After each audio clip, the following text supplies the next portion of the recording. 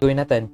So, kung naalala ninyo sa equation, so sa problem number 1 natin, ang ginawa natin is in-isolate natin, hindi ba?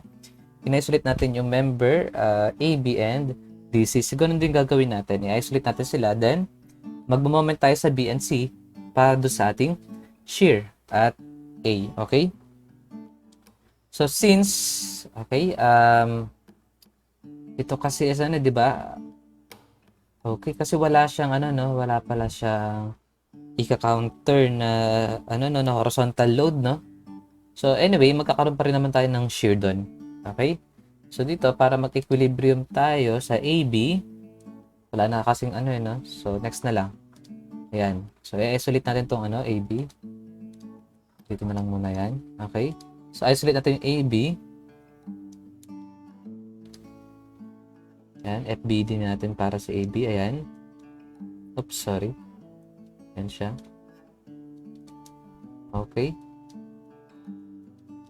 Anyway, kailangan pala kasi kung 'di ba, theory 2 na kayo, ibig sabihin na pagdaanan niyo na yung yung topic na shear and moment diagram for frames. And alam naman natin kapag incline yung ating member, kailangan yung ating mga forces or reaction is kino-convert natin into perpendicular and parallel forces with respect to its reference axis. Ang reference axis kasi natin is naka-incline din. So, ibig sabihin ito, dapat naka-incline na rin. Okay, yan. I-incline na lang natin. Yan. Para mas madali ninyo ma-imagine. So, ngayon, ito yung ating shear at A, wait lang. Yes, yung moment muna pala. So, this is point A, this is point B, then 3 meters to. Ayan. Isa yung sa mga nagpasakit sa ulo nyo, di ba? So, ito yung ating actual load, hindi ba? Yan. Actual load yan. So, huwag natin pangalanan. Di naman natin kakailanganin or di naman natin gagamitin. Ang gusto natin malaman dito is yung shear. Yung ating moment kasi dito is clockwise. So, this is MAB. Then, clockwise to. Oops, sorry. Ang OA. Oops, yeah. Okay. Ayan. So, this is MBA clockwise. So, pag nag-moment tayo sa B, yes, meron din tayo ditong shear sa B, Kapag nag-moment tayo sa B, so kung clockwise to, so dapat yung ating shear dito is ganito yung direction. Ayan. So, this is shear A. Okay? Para mag-equilibrium. Okay? So, summation of moment, okay, at B is equals to 0. Clockwise is positive. Ayan. So, MAB plus MBA. Then minus shear at A multiplied by 3 meters is equals to 0. Therefore,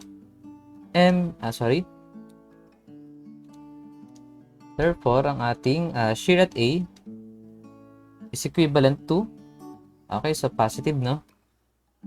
Okay, so iyan natin ito, i-transpose natin yung positive. So, is equals to MAB plus MBA over 3.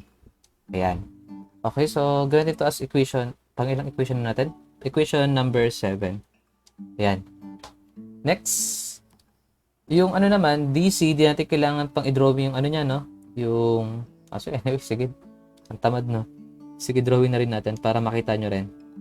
Ayan. Anyway, kaparehas lang din naman siya sa ginawa natin sa problem number 1. So, ganyan lang din naman siya. So, this is C, this is D, then this is 6 meters. Ayan. Doon yung mga moment nila. Okay, clockwise to, MDC. Clockwise din yung atin sa C, MCD. Then, yung nila, ito yung ating actual load. Ayan. For actual reaction. So, since ito, clockwise, so ibig sabihin, dapat yung ating shear at D is pa ganyan, hindi ba? Para mag-counter. Okay, so mag-moment na lang tayo sa C. So, summation of moment at C is equals to 0. Clockwise is positive. So, clockwise lahat ng moment, no? So, positive, no? So, positive CD. So, positive CD plus positive MDC minus shear at D multiplied by 6 is equals to 0. Okay? Therefore, ang shear at D natin is equivalent to positive MCD plus MDC over 6. Ito na ngayon yung ating equation number 8. Yan. Okay, so kung naalala ninyo dun sa sa problem number 1, yung ating shear and D is napagsama natin sa pamamagitan ng summation of forces horizontal. Kasi meron tayo dong horizontal load na 200 kN. So ngayon, ito. Okay, wala tayong horizontal load. So anong gagawin natin? Hindi rin naman tayo pwedeng mag-summation of forces vertical kasi yung ating mga vertical reaction is hindi naman yung shear. Okay, so shear ang kailangan natin, hindi mga actual load. So ano gagawin natin? Kung hindi tayo pwedeng mag-summation of forces vertical and horizontal, isa lang matitira. Summation of moment. Okay? So ang tanong, saan tayo magmo-moment? So bago yon, i-drawing muna natin yung ating mga shear. Ayan. So this is shear A. Oops, teka lang, baliktad. Ayan. So this is shear A and this is shear D. Okay, ayan. Then mga moment natin. This is MAB. Okay. And this is MDC. So yung mga moment natin dito sa mga to sa B and C, di natin kailangan palabasin. Bakit? Kasi yun yung mga internal moment. So whole structure ang kino-consider natin ngayon. Okay? So next. Okay. So saan tayo mag-moment? Kung naalala niyo, meron tayong dito, mga axial load, hindi ba? Ayan yung mga axial load natin. So sabihin natin ito ay AA na lang, axial load. Pangat yung axial load. Nakalimutan ko ang tawag dun sa axial load. Anyway, paano ba to? Kasi ito, di ba? DV. Ayan, no? DV kasi vertical. So, ito inclined na kasi siya Sige. Kung ito, sabihin natin pwede naman ito maging horizontal kunwari yan. Horizontal na lang. Then ito, AV na lang. Yan. So, ngayon, saan tayo mag-moment? So, kapag nag-moment tayo dito sa A, magka-cancel out yung VA, then meron tayong moment AB, then mag-moment rin yung DV papunta kay A, hindi ba? So magkakaroon, ang mangyayari doon, dadagdag na naman tayo ng mga unknown variable. So wag tayo mag-moment sa A. Next, pa nag-moment tayo sa D, hindi natin alam yung mga sukat, okay? Hindi natin alam kung ano yung distance ng VA natin papunta kay D. Mahirapan tayo mag-moment doon. Then ito, di natin alam yung distance ng AV papunta kay D. Mahirapan tayo. So sir, edit dito na lang sa B. Okay, kapag nag-moment naman tayo sa B, okay, so magka-cancel out ngayon AV, then VA mapag-moment, okay, kasi di ba? Perpendicular yan, okay? Perpendicular dun sa member AB natin. So moment tayo sa VA kasi meron siyang moment arm na 3 meters. Kaso, iikot na naman yung DV papunta kay B. So, mangyayari, another unknown ito, okay? So, may hirapan na naman tayo ron. Dadagdag na naman yung unknown variables natin. Okay, ganun din kapag nag-moment tayo sa C. Meron na namang AV na iikot papunta kay C. So, saan tayo mag-moment? So, sa ganitong condition, kailangan, medyo familiar tayo, okay, sa mga technique na tinuro sa statics of rigid bodies. Ito kasi hindi ko masyadong naituro sa sa statics of rigid bodies. Ang tinuro ko doon is yung yung parang mas mahirap na method kasi meron pa talagang shortcut method yon. So, ang gawin natin doon, i-extend natin. Ayan. Extend natin yung mga members natin. So, what I mean is yung nila, axis lang. Ayan. Extend natin hanggang sa magtugma yung dalawang member natin. Ayan. Okay, and magtutugma yun sa point na to. Ayan. Ito siya. Ayan. Okay. Then, tawagin natin tong point na to as ABCD. So, point E. Ayan. Point E na to. So, dyan tayo mag-moment. Bakit? Kasi pag nag-moment tayo rito, yung AB natin dadaan sa E. So, zero moment yun, hindi ba? Then yung ating DV rin is dadaan kay E. So, zero moment din yun. So, yun ang gagawin natin. Kaso, wala tayong mga sukat nito. Yan. So, kung wala tayong sukat niyan, pwede natin makuha yan. Okay? Ito kasi niyan is 60 degrees din Yan. 60 degrees din yan. So, kung 60 degrees to at 90 degrees to, so, ibig sabihin, 30 degrees to. So, ibig sabihin, similar triangle lang. Hindi ba? Ayun, no? Similar triangles lang para dito. Yan.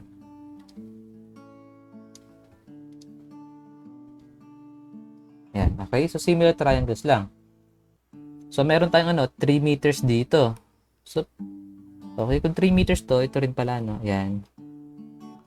So, pwede natin makuha to. Okay? Yan. So, kung 3 meters to, then ito, 3.6 pala to, no? Yan.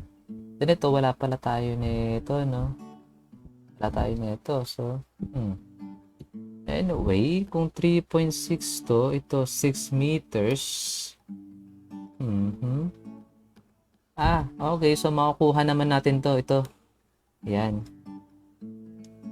Itong na to, sukat na to eh. Okay? So, by what? 60 degrees to, then 3 meters to. Ito naman is adjacent sa 60 degrees. So, makukuha natin to by cosine. Okay? So, cosine of 60 degrees. Okay, then equals to, ang adjacent sa kanya is ito. So, x. Then, hypotenuse niya is 3 meters. So, this is 1.5. Okay, so 1.5 meters. So, sabihin, ang kabuuan nito is 3.6 plus 1.5. Ayan. So, yan yung kabuuan niya. Yan. So, 3.6 plus 1.5. 5.1. Ayan.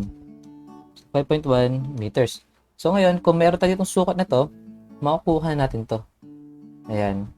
Kasi pwede natin sila mapagtugma. Similar triangles yan eh. Sabihin natin ito ay distance A. Dito naman is distance B. Okay, so dito na natin isulat. Okay, kung similar triangles, so A over 3.6. Ayan. Then, ano pa ba? Okay. Pwede rin to. 1.5. Okay. So, 3 meters. Okay. Over 1.5. Ayan. So, 3 meters kasi ito yung magkatugma sila eh. Okay or parallel sila, no? Sila yung similar. So, 3 meters, yan, over 1.5. So, kahit di na pala natin isolve yung 5.10. So, ilan to? So, 3 over 1.5 multiplied by 3.6. So, 7.2. 7.2. Oops. Therefore, ang ating A is equals to 7.2 meters. Or pwede rin naman, ganito, A over 3.6 is equals to, yung kabuuan na to, which is equals to 3 meters plus A. Yan. Over 5.10. Same pa rin ang lalabas dyan. So, A over 3.6 is equals to 3 plus A over 5.10. Same pa rin ang lalabas dyan. 7.2. Okay? So, buray na natin to. So, kahit di na pala natin sinod talaga yung 5.10. So, tama ako. Anyway. Okay. So, next. Yung B naman. Okay. So, kung B naman, okay. Wala tayo nito. Dapat pala sinod rin natin to, no? Anyway, meron naman na tayong 5.10. So, ito na lang. Yan. So, yung 5.10 and 3.6 ang pwede natin i-relate. So, B over 3.6. Okay, is equals to, okay, or B and A. B and A pala, pwede rin. B and A. Ang A natin is 7.2. Then, is equals to, yung B natin dito is, okay, ito rin, same pa rin pala. Sige, yun na lang. So, 3.6 na lang talaga. Is equals to, B plus 6. Yan. B plus 6 over 5.10. So, B is equals to, so, B over 3.6 is equals to B plus 6 over 5.10. Okay, so sabihin, ang ating X dito is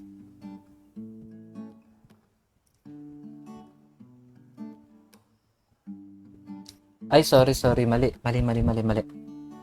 Ang 5.10 pala is nandito lang. Ayan. Hindi natin pwede i-add yung 6 meters pala. Ito pala yung 6 meters o yung buo. So, hindi pwede. Kailangan i-extend pa natin to kung sakali man pala, no? So, hindi pa pwede. So, next. Teka lang. So, natin pwedeng i-relate ang B. Resolve na lang talaga natin to. Okay? Or kaya, wag natin i-solve. Yung ano na yan. Wag na tayo mag-ratio proportion pala.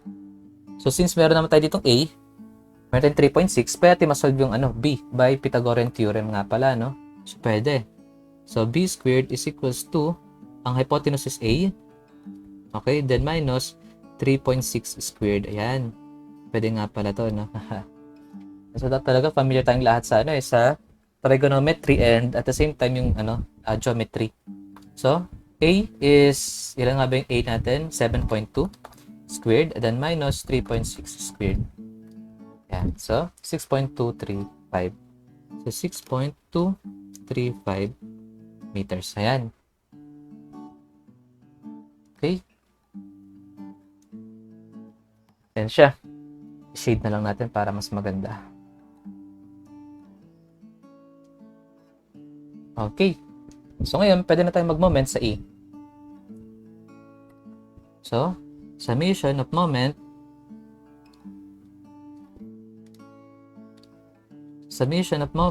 at E is equals to 0. Clockwise is positive. So, yung MAB, iikot, positive yan. MAB. Then, positive din yung ating MDC kasi clockwise parehas. Okay, then shear A. Okay, iikot ng counterclockwise. So, that is minus shear A multiplied by 3 plus A. That is 10.2. Okay. Then, yung shear D, iikot din ng counterclockwise. So, shear D multiplied by what? 6 plus B. So, 12.235. So, 12.235 is equals to 0. Ayan. Then, yung ating equation 7, substitute natin dito, and equation 8. Ayan. So,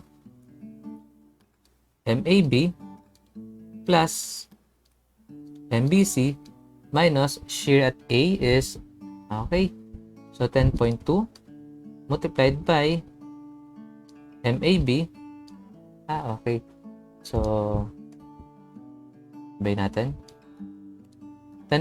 minus 10.2 over 3, ayan.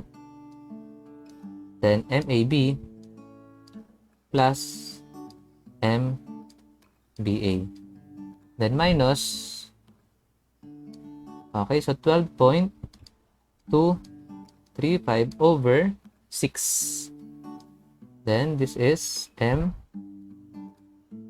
MCD plus MDC is equals to 0. Then, pag samasamahin natin, so 1 minus sa MAB, ayan, 1.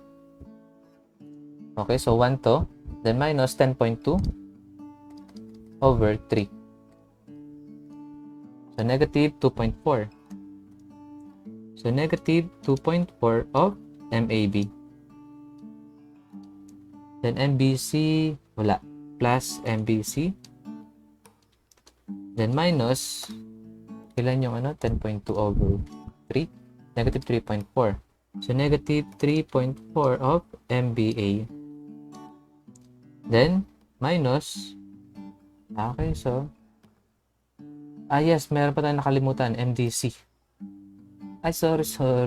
Hindi pala to MBC. MDC pala, sorry. Okay, so MDC, ayan. So, MDC is ito. So, unahin naman natin to. Negative 12.235 over 6. So, 2.04. So, 2.04 MCD. Okay. Then, NDC and, okay. So, 1. Okay. So, 1 minus. Para sa MDC. Okay, minus 1.04 MDC. Is equals to 0. Tama ba? MCD, MDC, okay, then MBA, then MAB. Ayan. Ito, papunta rito. Okay, ayan na. Then, ito na yung ating equation number 9. Ayan. So, sa equation number 9, isubstitute natin yung MAB, MBC, MBA, and MCD, and MDC. So, napakarami. Okay, so, tagal-tagal nito. MAB and MBA. So, copy natin itong parehas. MAB and MBA. Ayan. Okay mo natin sa baba. Then, ano pa? MBC. Ayan. Tama ba? Ito ba ang dalawang to? MBC. Okay, MBC lang ata. Walang MCB. Yes, walang MCB. Ano pala yun? No? Internal pala yan, no? Yan. Tama ba? Walang MCB? MBC lang. Sorry. Wait, wala to. Kasi internal to eh. Okay. Yun pala yung kanina na akala natin MBC. Dito yan. Yan. Ganyan siya. Sorry. So, ito lang is MAB, MBA, then MCD, okay, and MDC. So, wala to. Then, ito na yan. MCD and MDC. Yan. Siya. Okay, so pagkasama-samahin natin silang lahat. So, ito. Okay. Saan ang galing yun? Okay. Yan siya. Then, i-multiply natin ng ng 2.4. So, negative 2.4. Okay, dito na lang. Yan. Oops. Yan. So, negative 2.4. Okay, next. Ito naman. MBA. So, plus MBA. Then, dito na lang. Multiplied by negative 3.4. Then, plus MCD. Then, i-multiply natin ng negative 2.04. Next. Meron pa bang space dito? Wala na. So, plus. Okay. So, kaya naman para doon sa kabila. So, plus. Okay. Ayan. Then, multiply natin ng negative 1.04. Then, equals to 0. Yan. Okay. So, pagkasahin natin.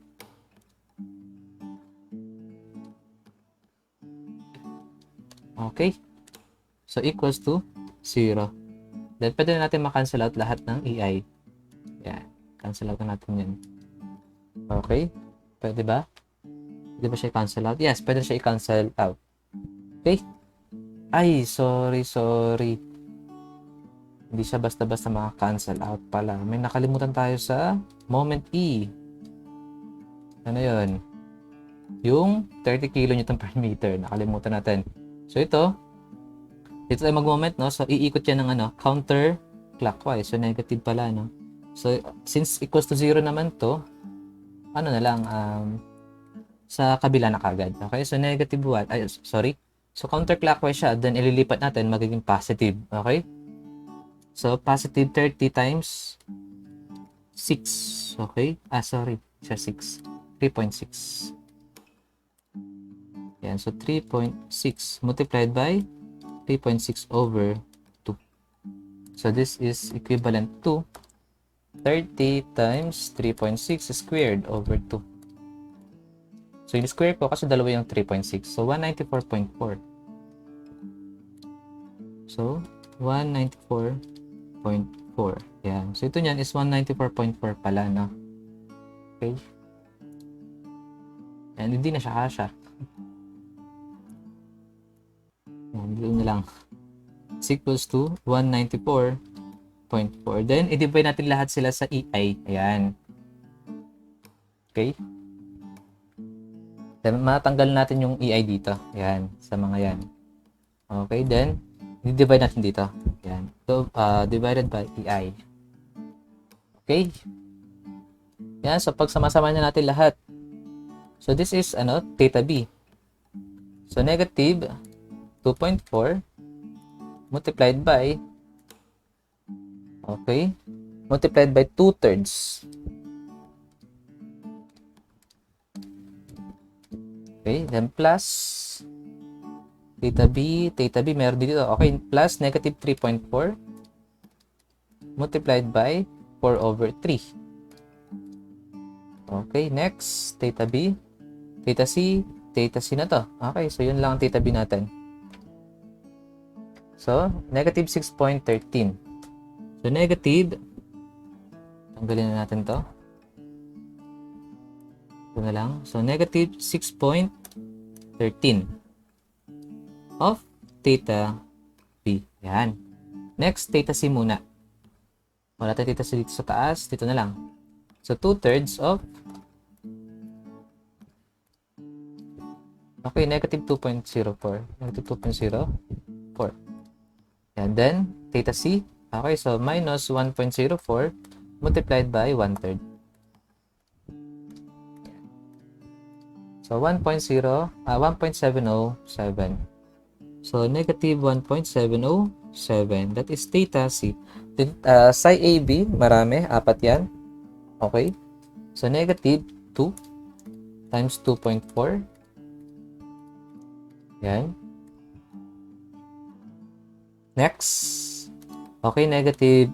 Okay, so negative 2 times negative 3.4. Okay, so plus. Okay, so minus. Minus 0.433 times negative 2.04. Okay, then next. Okay, minus 0.433 times negative 1.04. Okay, so positive 334. So, positive 3.334 of psi AB. And equals to positive 194.40 over EI. Ayan, okay. So, this is our equation letter C. Okay, so i-copy natin yung equation letter A natin at letter B. Oops.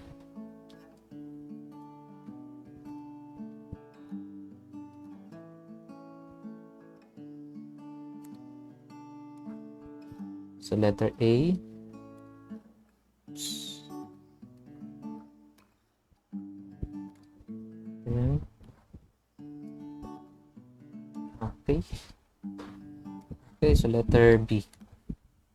Ayan. So, 3 equations with 3 unknowns. So, pwede natin masolve.